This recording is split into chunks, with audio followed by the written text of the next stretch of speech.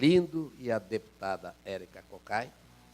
E vamos iniciar de imediato o nosso momento de perguntas. E, inclusive, se quiserem usar o púlpito, mas eu acho que poderíamos dar mais informalidade, mais objetividade se mantivermos sentados. A primeira pergunta, e só lembrando também que continuem formulando as perguntas, conforme anunciado pelo nosso presidente Sérgio Ried, né, e convidando as nossas assessoras para nos trazer. A primeira pergunta é para o doutor Arlindo.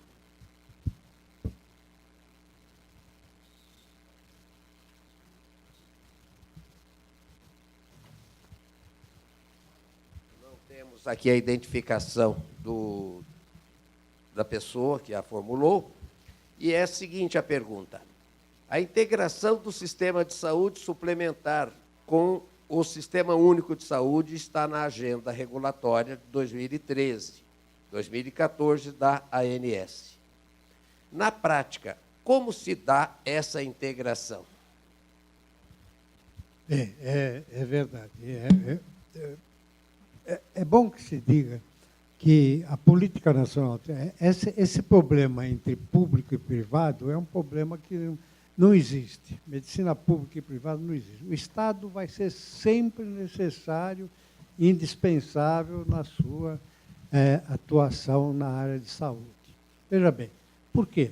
Porque o Estado é que cuida do meio ambiente, o Estado é que cuida da parte de vetores, da parte... Quer dizer, os produtos de saúde não podem sair por aí matando mosquito, esses tipos de coisa, compreende?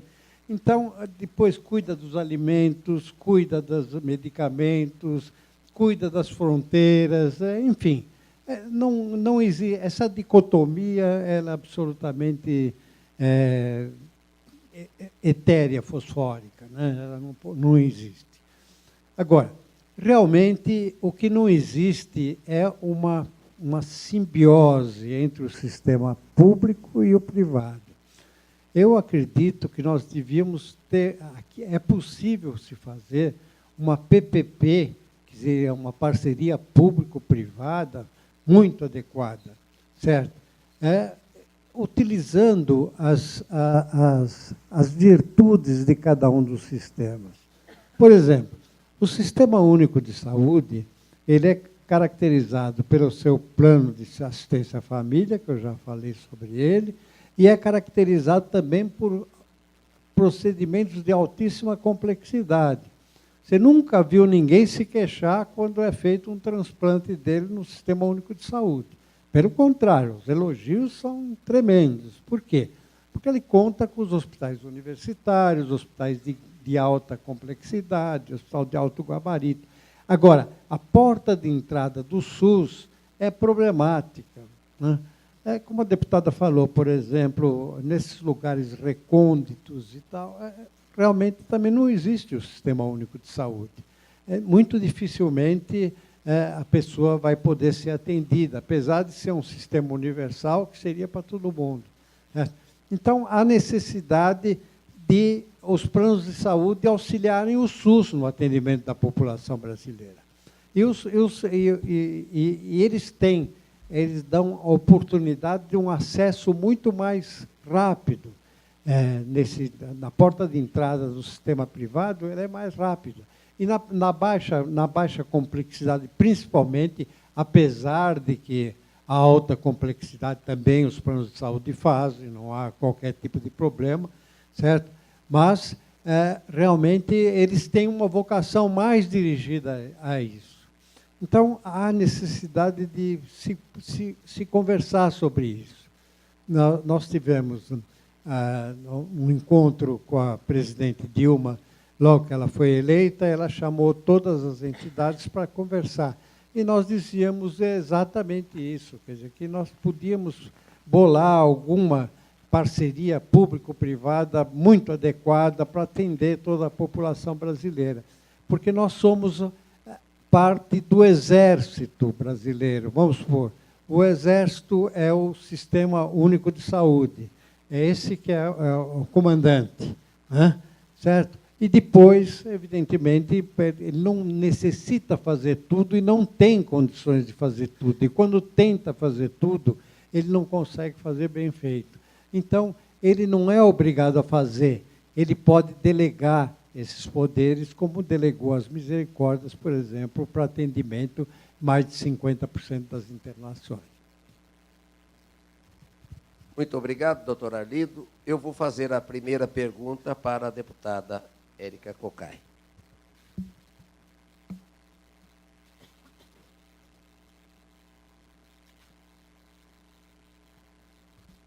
Inicialmente, deputada, na verdade, um registro que vem da nossa diretora da CACI, Miriam Foch.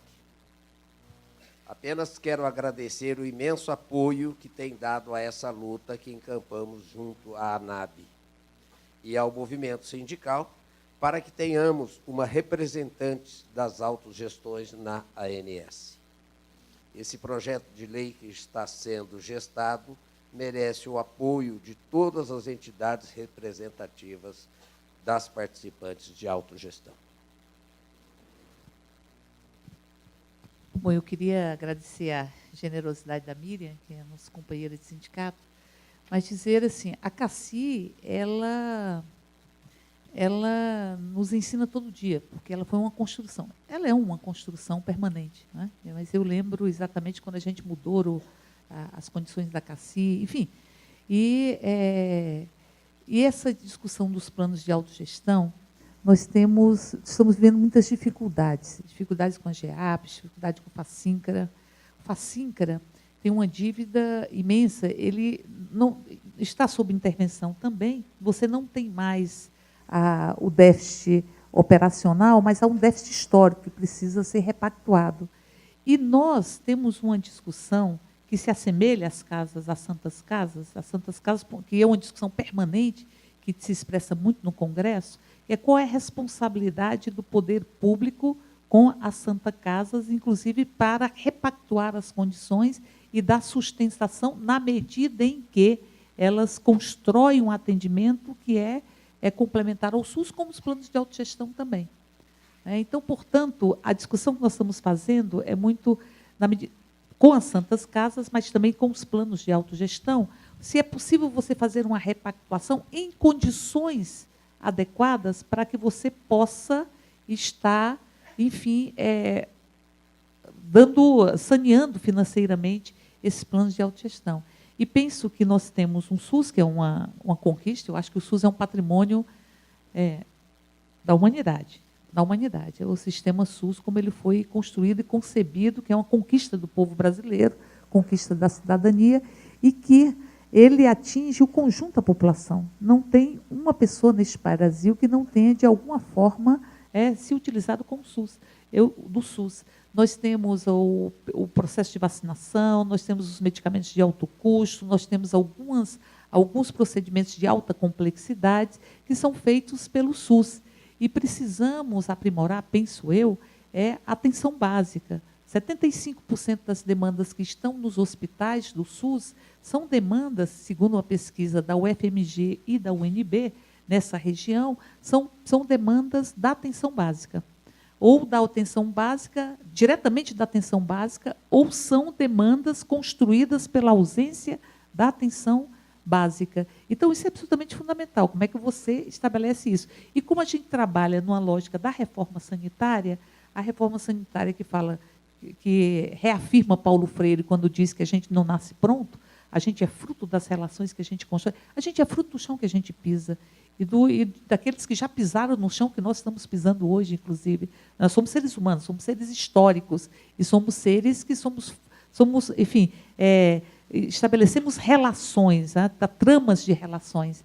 E essa concepção sanitária vai impactar realmente no processo de que a saúde não existe sem a intervenção do Estado. Concordo com você, a saúde não existe sem a intervenção do Estado, não apenas porque ela proporciona um atendimento, nós vimos isso nos coquetéis das pessoas que vivem com AIDS, que é a saúde pública que assume, mas numa concepção que foi estabelecida no Brasil pela reforma sanitária. E penso que todas as vezes que você tem crises muito grandes no SUS, isso vai impactar também nos planos. Porque os planos da saúde suplementar, elas ficam impactadas com a ausência de vazão no próprio Sistema Único de Saúde. Então, penso que há que se ter um diálogo mais aprofundado, uma sincronia maior. Havia que se fazer uma discussão de como você faz esse diálogo entre os planos. Aqui em Brasília, você tem por volta de 25% de pessoas que têm planos de saúde,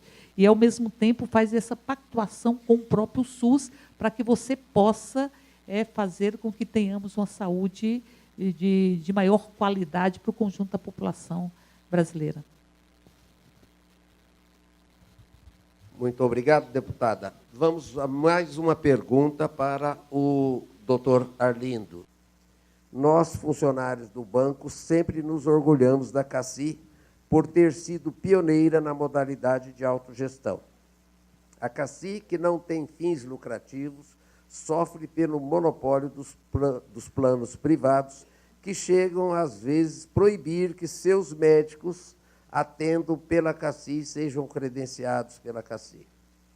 O doutor vislumbra uma possibilidade de diálogo franco, de modo a, através do entendimento, assegurar o atendimento também ao usuário CACI em todo o país?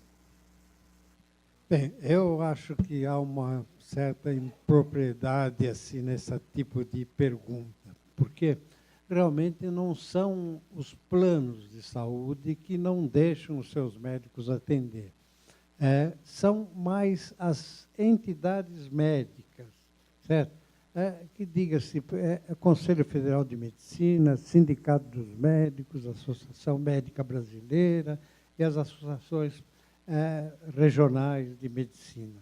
Essas é que têm esse tipo de problema. E também havia um problema sério com as cooperativas médicas, no problema da unimilitância, né, que foi absolutamente proibida. Então, não vejo, pelo contrário, nunca vi um plano de saúde, seja ele da medicina de grupo, seja ele da parte de seguradoras, ou seja ele de outras atividades assim, que principalmente devido a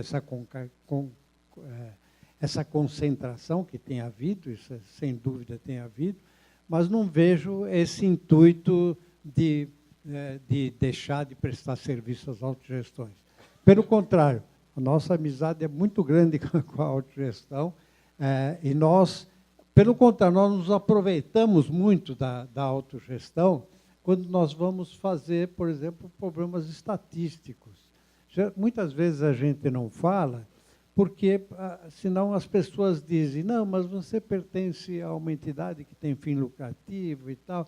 Então, normalmente, a gente apresenta as planilhas de custo das autogestões, que são, aliás, estão de parabéns, têm estatísticas formidáveis, muito bem feitas, para mostrar os grandes problemas que existem na saúde, principalmente no que diz respeito a órteses, próteses, materiais especiais, materiais muito mais caros e tal, porque isso realmente nos ajuda. Então, eu acho que, nesse aspecto, não creio que essa culpa não nos cabe, não. Certo?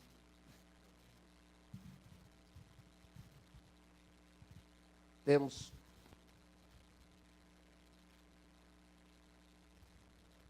mais uma pergunta aqui para a deputada Érica Cocai.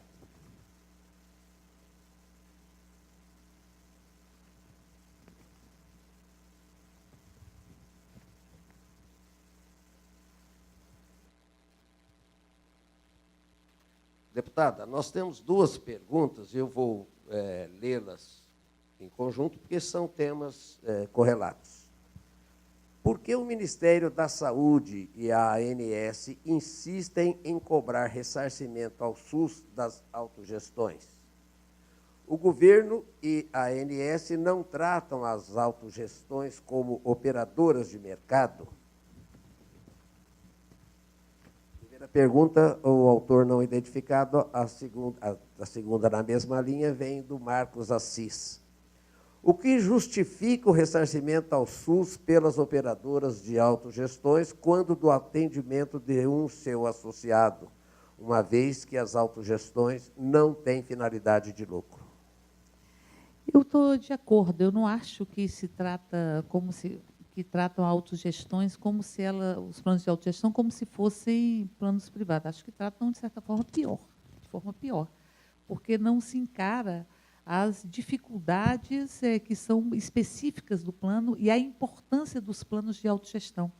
Eu digo isso porque, olha, veja, os servidores do INCRA, ao discutir a situação da FACINCRA, eles decidiram assumir o déficit. Os servidores decidiram assumir, que é um déficit grande. Eles decidiram assumir, parcelar entre eles, e eles assumiram o déficit, não é? Porque entendem a importância do plano de autogestão. Eu acho que o governo, e a gente já fez essa discussão com a ministra do Planejamento, que é preciso que o governo tenha outra posição acerca dos planos de autogestão. Porque nós não podemos, os planos de autogestão não podem ser tratados como se tivessem o objetivo do lucro. E, muitas vezes, também não podem, aí os planos, em geral, não podem responder por déficits ou deficiências dos profissionais, não é? Às vezes o profissional não atende por responsabilidade do próprio profissional e os planos de saúde são que arcam com esse tipo de ônus que não é de responsabilidade dos planos de saúde. Mas, veja, quando a gente discute que tem que ter um representante dos planos de autogestão na ANS, nós queremos fazer uma discussão, não só com o Ministério da Saúde, mas uma discussão com o Ministério do Planejamento, que diz respeito à política de gestão de pessoas para os servidores e servidoras públicas, para entender o que representa um plano de autogestão. O que representa? E a diferença que ele tem de um plano de mercado. O plano de mercado, ele é ofertado como um produto, e ele visa lucro. Os planos de autogestão não visam lucro. Então, nesse sentido, deveriam ter uma relação diferenciada com o SUS, deveria ter uma sincronia maior. Penso que a gente pode propor e pode fazer isso na Câmara, fazer uma proposição que haja um diálogo entre os planos de autogestão e o próprio governo, para que nós possamos pactuar essa relação com o próprio SUS, para que você tenha uma sincronia maior, porque nem SUS, nem os planos de autogestão têm finalidades de lucro, então, portanto, deveriam ser tratados diferente. E também são políticas, eu vou reafirmar, políticas de gestão de pessoas, que os planos privados não cumprem essa função. Os planos privados ofertam um produto para o atendimento das pessoas que estão. Os planos privados dificilmente não fazem trabalho do ponto de vista da atenção transversal, da atenção das relações familiares, como a CACI, por exemplo, desenvolve, onde você vê a pessoa para além da própria pessoa, porque nós somos mais do que nós mesmos, a gente não se cabe dentro de nós mesmos. Então, ver o histórico, ver a discussão, ver onde mora, essas condições. Os planos os planos privados não fazem isso. Os planos privados lutam para que tenham um lucro, justificam-se pelo lucro, e não justificam-se pela função que exerce no desenvolvimento da saúde das pessoas. Então, nesse sentido, não tem. Nós já fizemos essa discussão, e eu vou repetir, com a ministra Miriam Belchior, vamos fazer essa discussão hoje ainda com o ministro Padilha, porque não tem sentido o governo não encarar a diferenciação dos planos de autogestão em todos os sentidos, inclusive para repactuar as próprias dívidas desses planos. Não é?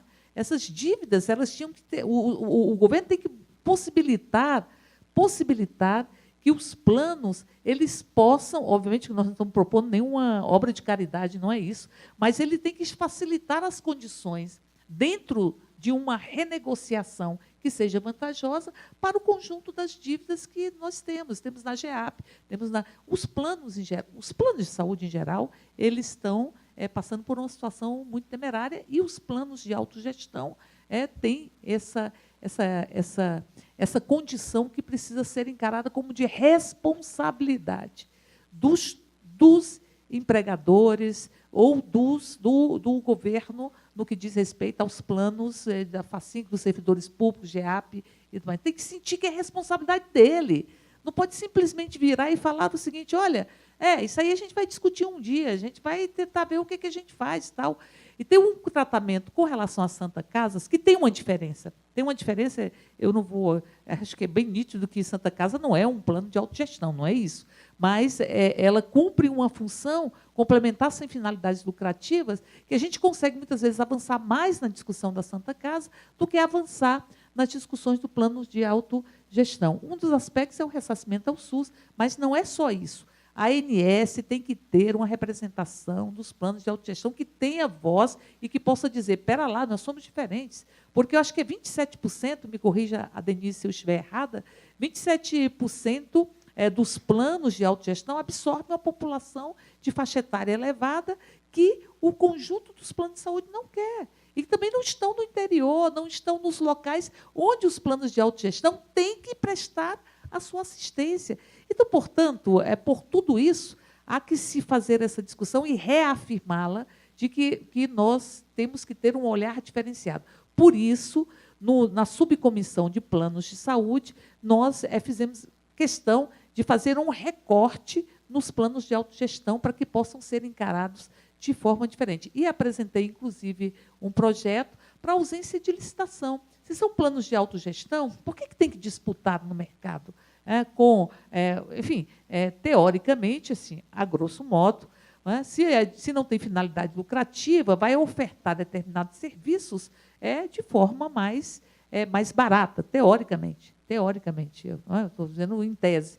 Então, portanto, apresentei um projeto para que os planos de autogestão não precisem de licitação para prestarem o seu serviço ou para serem conveniados com os órgãos públicos, porque é de público para público, não tem que ter essa trava. E só para fechar, no caso da GEAP, por exemplo, quando você transformou o plano de saúde, a assistência à saúde em pecúnia, para que você possa aderir a qualquer plano de saúde, você provocou uma evasão muito grande dos novos. Os novos vão aderir a outros planos de saúde. Então, você ajudou a precarizar a condição da própria GEAP, que representa 800 mil vidas. Por volta disso, é o maior plano de autogestão que nós temos aqui no Brasil. É o segundo maior. A CACI é maior. A CACI é maior, é o segundo maior, é o maior dos servidores públicos, né? Então, é o segundo maior plano de autogestão do Brasil. E a CACI, veja, o que eu vejo que tem um pouco de diferença é porque os trabalhadores, a Miriam, que é do sindicato, sabe disso, mas, enfim, os trabalhadores, eles se apropriaram da Caixa de Assistência, encararam como coisa sua, tem sentimento de pertencimento. A discussão da CACI, ela está na pauta de reivindicação. Ela está na pauta de reivindicação quando é necessária. Ou seja, não é alguma coisa que é uma coisa distanciada, tem uma lógica de pertencimento. Essa caixa me pertence e eu pertenço a ela. Então, portanto, eu vou preservá-la e ela vai ser parte das reivindicações que eu carrego nas negociações que eu faço nas minhas nas databases, na campanha salarial. Isso é uma coisa que a gente sente nos servidores do INCRA, mas que ainda não existe de forma tão concreta no conjunto de servidores para encarar que os planos de autogestão são tão importantes quanto o reajuste salarial para os trabalhadores e trabalhadoras. Eu penso que o Banco do Brasil avançou muito nisso. Eu fui presidenta do sindicato de 92 a 98, durante 6 anos, e essa discussão avançou demais, avançou bem, e os trabalhadores assumiram a discussão da CACI, e hoje não toquem na CACI, que a CACI é dos funcionários, ou seja, dos bancários e bancárias do Banco do Brasil, com tudo que ela representa para o conjunto da população também. Não toquem na CACI. Eu acho que isso está muito claro, isso faz com que os bancários, os funcionários do Banco do Brasil, as funcionárias tenham incorporado na sua plataforma de luta. Isso eu acho muito bom, essa participação no movimento sindical, esse sentimento, esse pertencimento dos bancários do Banco do Brasil. Muito obrigado, deputada. Eu gostaria de me redimir aqui por uma falha na condução dos trabalhos. Conforme enfatizado pelo presidente Ried, nós não temos a intenção de monopolizar posições. E, por isso, eu deveria ter lembrado aos ilustres debatedores que, se sentirem a necessidade de contraditar, complementar a resposta do companheiro, que o faça, por favor. É só, antes que eu dirija a pergunta seguinte, é só me sinalizar que eu abro o espaço. E me redimo por não ter feito isso antes. Uma pergunta para o doutor Arlindo. Muitos críticos do sistema de saúde suplementar defendem que existe desvio de recursos públicos para o setor privado na área da saúde. Como ocorre isso? Veja bem, o que ocorre é o seguinte: as pessoas, normalmente, no que diz respeito ao ressarcimento ao SUS, muitas vezes as pessoas recorrem a serviços públicos em estados de emergência, por exemplo, certo? Ou então em outros tipos de situação. Por exemplo, às vezes os próprios planos fazem convênios com institutos públicos também, né? E, no fim, pagam a conta quando, evidentemente, se lhe apresenta esses órgãos públicos, né? Há um rol de procedimentos obrigatórios que faz parte das determinações da ANS que os planos devem cumprir. E há alguns procedimentos que não fazem parte deste rol de procedimentos, né? Por exemplo, os transplantes em geral, quer dizer, a não ser transplantes de medula, transplantes de rim, de córnea, que os planos são obrigados, mas não são todos os transplantes que eles são obrigados. Então, haja vista as filas que o Sistema Único faz, e, evidentemente, também os planos de saúde têm que cumprir, mesmo sendo planos de saúde, têm que cumprir essas filas normalmente, né? Existe uma grande, vamos dizer assim, uma grande falácia a respeito da utilização de planos de saúde,